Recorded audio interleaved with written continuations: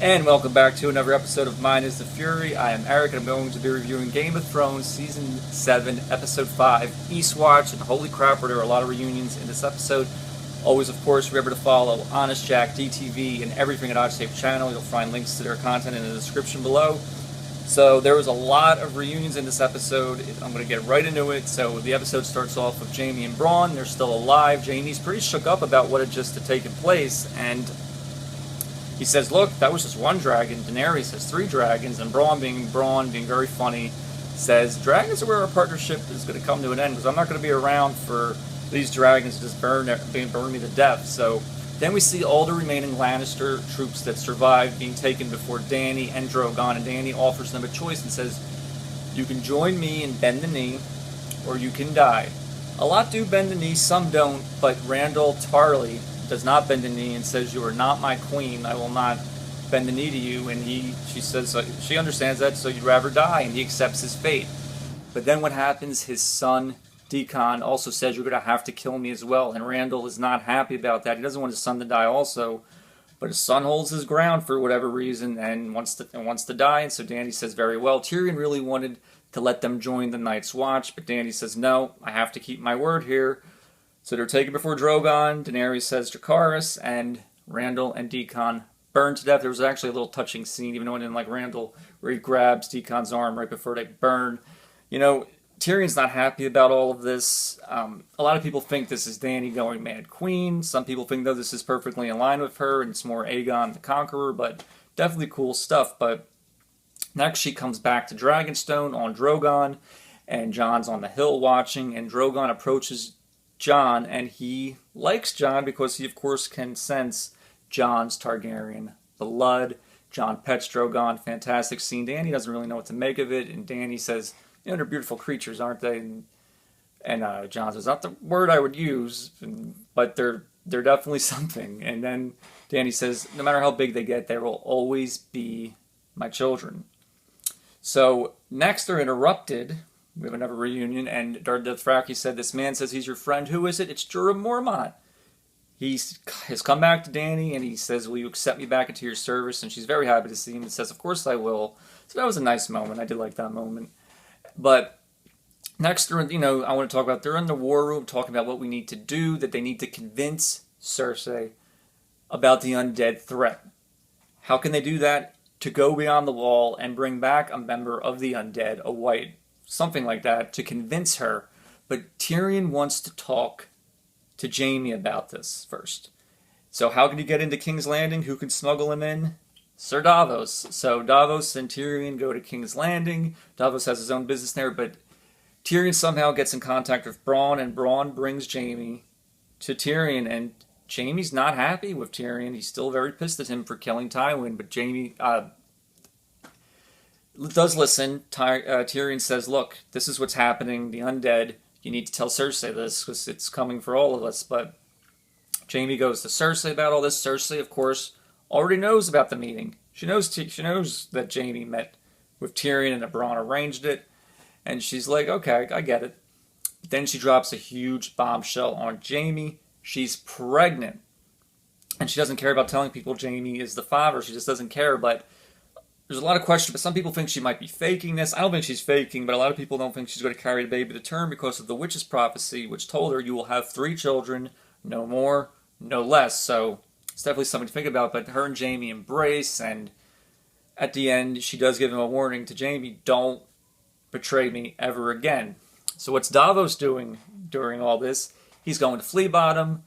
He goes to the armory, and who was working there? It's Gendry, who we haven't seen since the end of Season 3, rowing away since Davos set him free. And he says to Gendry, something's coming for all of us. And Gendry's just like, I'm ready. I know I've been meant for something. Let's just do it. And what does Gendry have with him? He made a warhammer with the Baratheon seal, which is very cool because that is the kind of weapon that Robert used during Robert's rebellion. So he's trying to be like his father.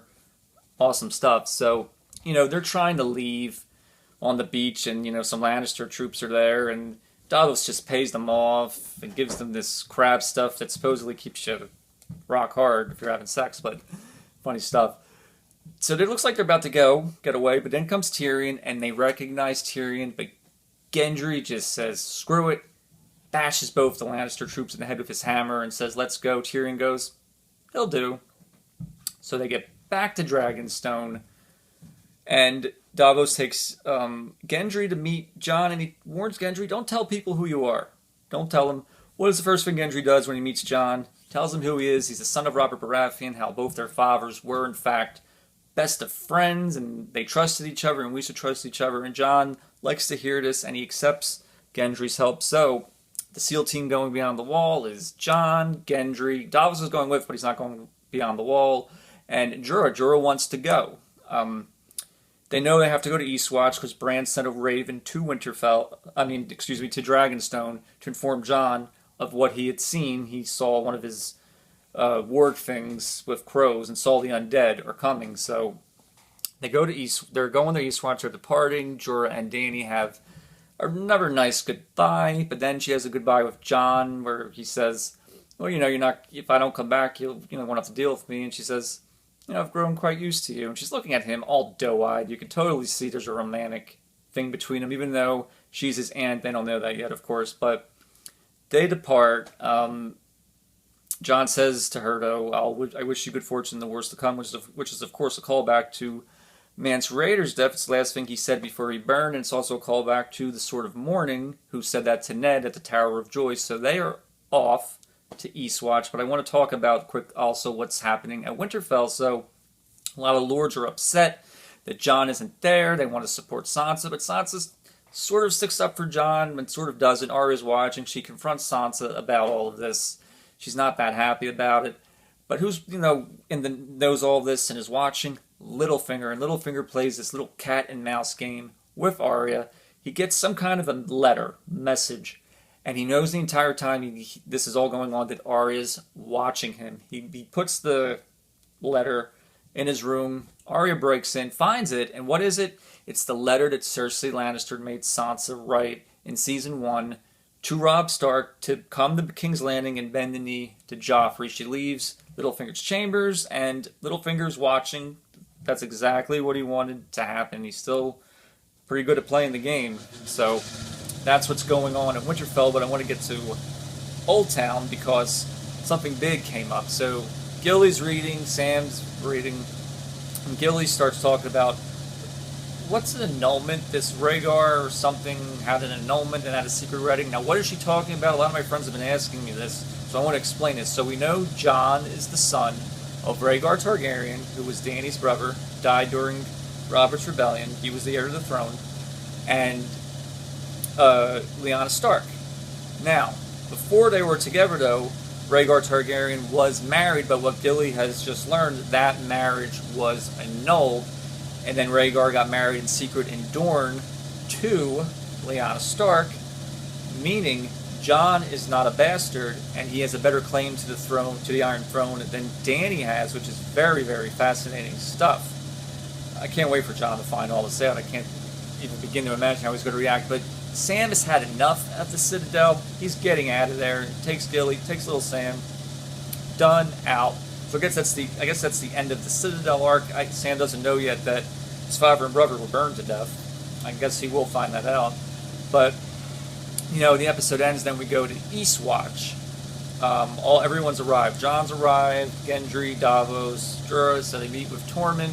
Tormund has this funny joke like, "Who's with you? The big woman?" No, she's not with them. Brienne is not with them. But he says to Jon, "Are you serious? You really want to go back beyond the wall?" And they explain why they do. And then he says, "Well, you're not the only ones who want to go beyond the wall." Who is Tormund captured? The Brotherhood of Outbanners. You got Thoros, Beric, and the Hound. And Gendry, another reunion, says, "You can't trust these guys. They sold me to this red witch to die." But they all have the same purpose, and Jon agrees, and they're all going beyond the wall. The episode ends with the Hound, Beric, Thoros, Jon, Jorah, Gendry, all going beyond the wall to retrieve this undead, to bring back, to try to convince Cersei about this threat. So, very good episode. I expect the next 2 episodes to be huge and massive. So I want to thank everyone for watching this review, and I will see you guys next time.